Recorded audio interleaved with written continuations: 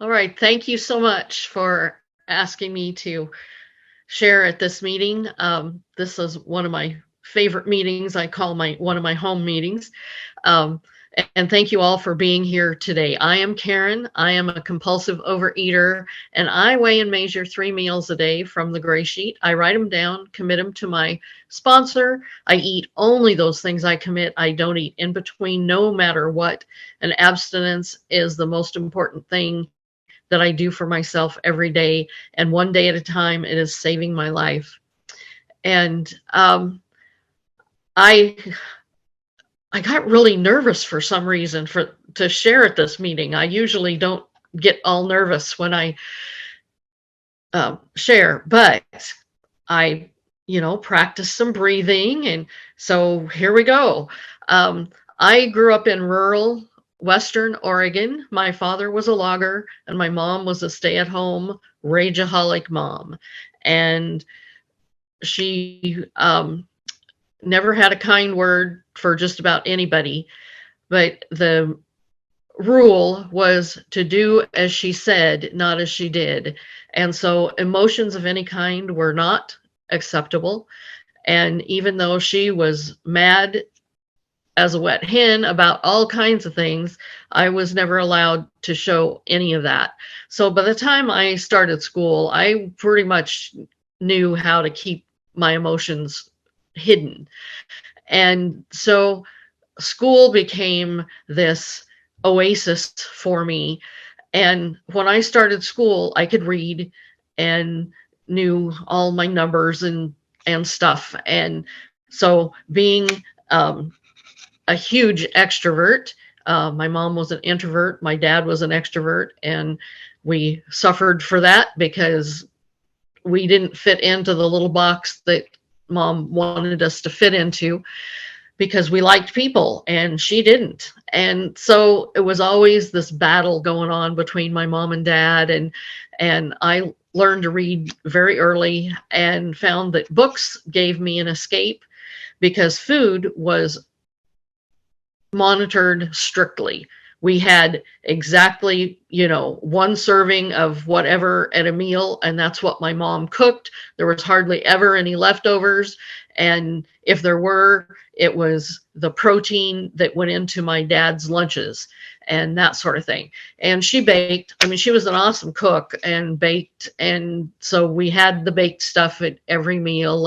But it was, again, strictly monitored, and no big pieces of anything, just a little piece of this and that so that things lasted.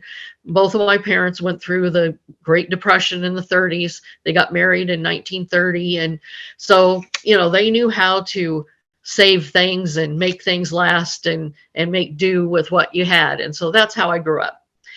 By the time I was 18, I had 2 children. At 16, I decided I was getting out and decided the only way to do that was to get pregnant. So I did, and then got married, and my husband was in the military. And the summer I turned 17, we went to Guam, and I spent 16 months there. My oldest was born there, and came home pregnant and had my second child, and at 18, 2 children, and realized I'm in charge, because the person I was married to wouldn't make a decision and I could make decisions. And so I was in charge of the food. And so that's when my compulsive eating started, because I had to do something to numb all of those feelings that I didn't have a clue what to do with. Having 2 children, 13 months apart, they fought, and I would just want to pull my hair out, because I grew up an only child. My brother and sister are 16 and 18 years older than me. So I basically was an only child.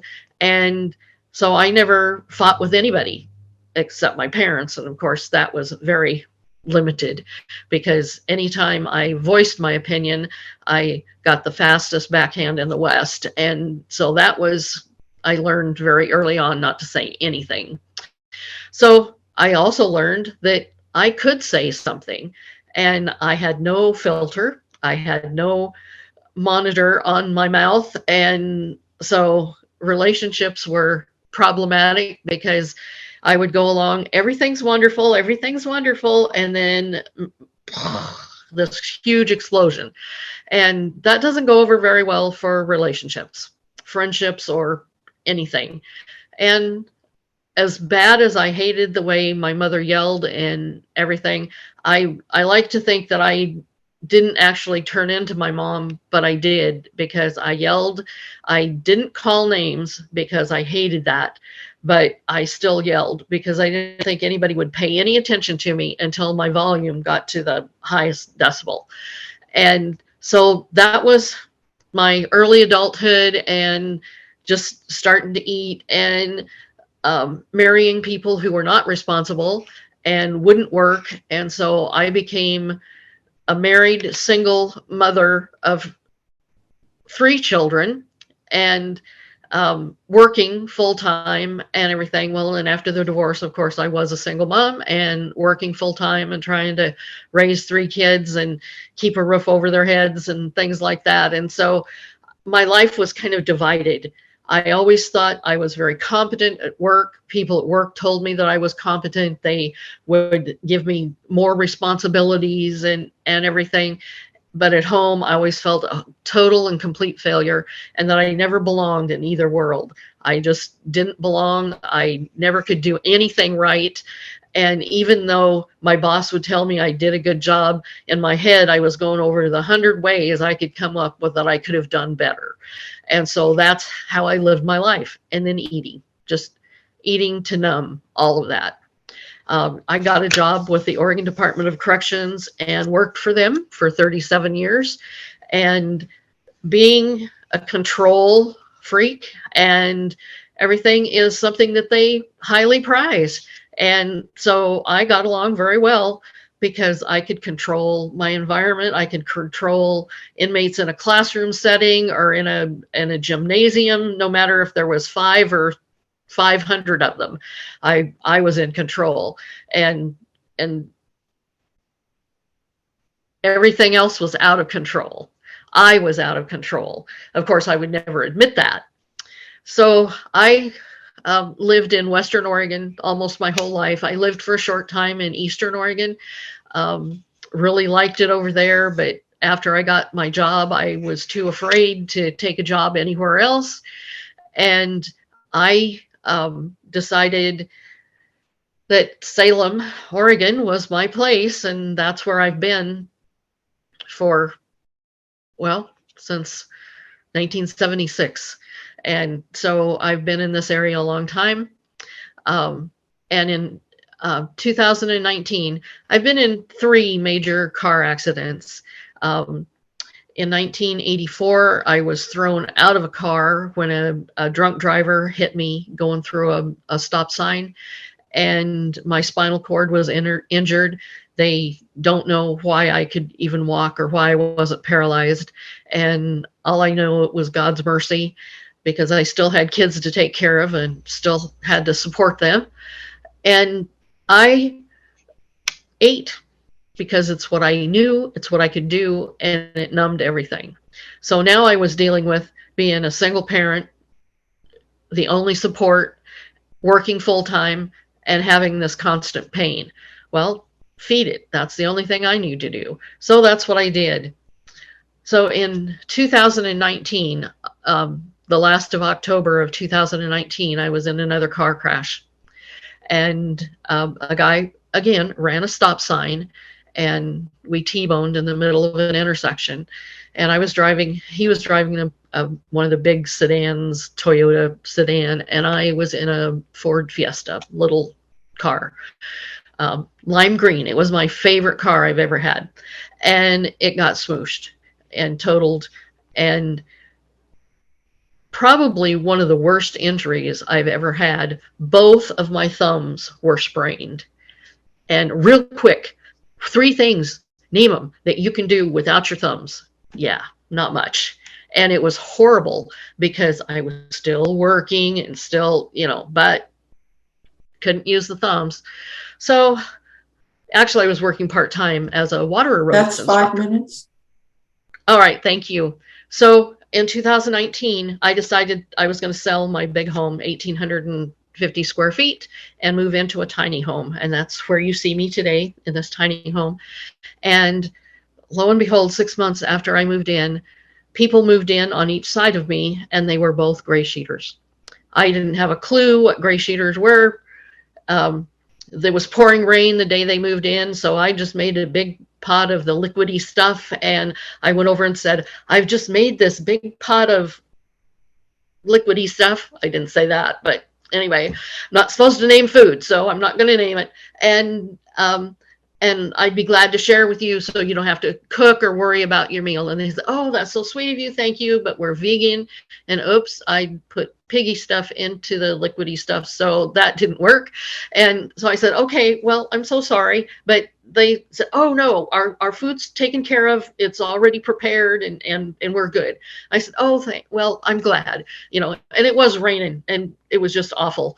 And so over the next few months, we would talk, and they were just happy and normal size and everything. And one day I was sitting at my picnic table, and my neighbor came over, and I said, what is this food thing you do?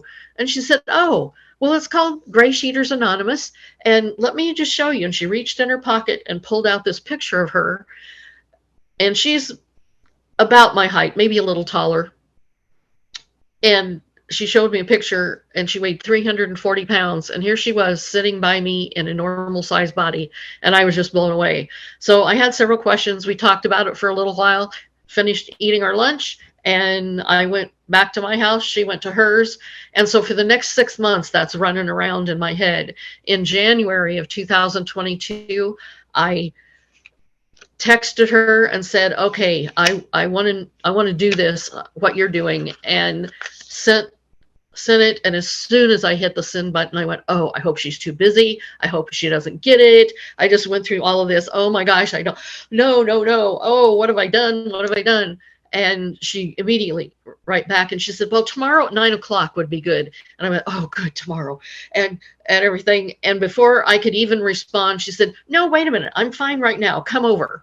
And by the time I got over to her house, she'd found somebody that would agree to be my sponsor if I would contact them at a certain time on that date.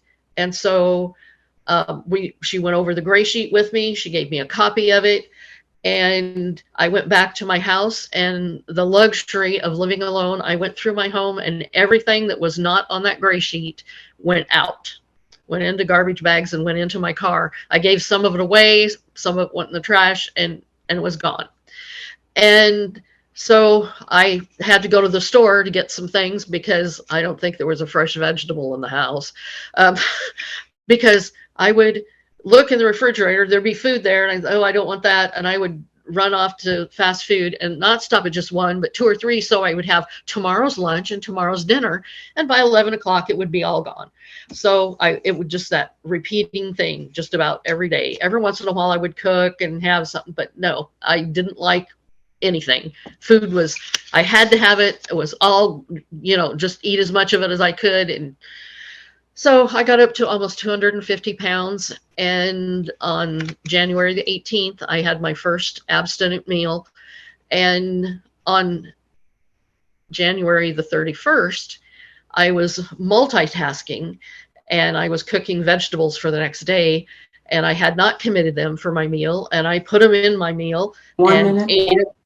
Thank you. And realized, and then for the next 8 hours, I fought with myself about how I didn't need to contact my sponsor. I didn't need to say anything. It was gray sheet food. It wasn't blah, blah, blah. And so about 2:00 in the morning, I said, okay, I will contact my sponsor.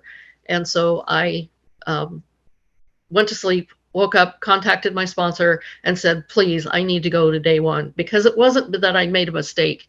It was what I did with my brain after that. It saved my life. My blood pressure is better than it's ever been. My mobility is better. I have trouble. I have stenosis of the spine, so I have trouble every once in a while, and I'm going through physical therapy now, getting into the swimming pool to walk and do some stretching and that sort of thing. So life is good, and I would have none of it without abstinence since February the 1st, 2022. And I love these meetings. I I can't do this alone. That's time. And thank you so much for letting me share. And I look forward to hearing from you.